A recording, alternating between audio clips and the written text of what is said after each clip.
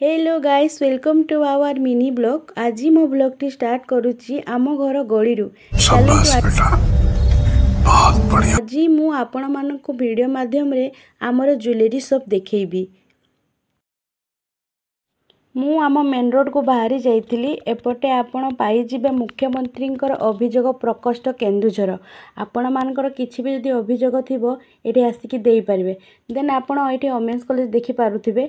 एठी देखंतु केते सुंदर सुंदर झियो माने जाउचंती। मो भाईर तो नाळो अंश जाउनी, छाड़ो ता कथा कोन कहबी।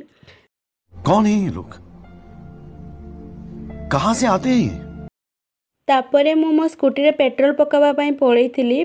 पेट्रोल पकईकी पलि आसली। आपण मैंने जब घटगाँ रोड रे आसुचंती आपण मानक कुआड़े जावाई पड़ोनी। एपटे आपण बाँ साइड्रे माँ लक्ष्मी मंदिर पाइबे। देन आपण फास्ट ट्राफिक लावण्य छक पाइबे। देन आपण सेकेंड ट्राफिक कलेक्टर ऑफिस पाइबे।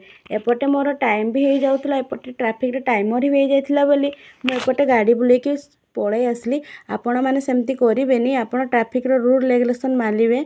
देन आमे गांधी छक पहुँची जाइतिलु। बहुत लोक या पंजाबी छक मध्य कहती।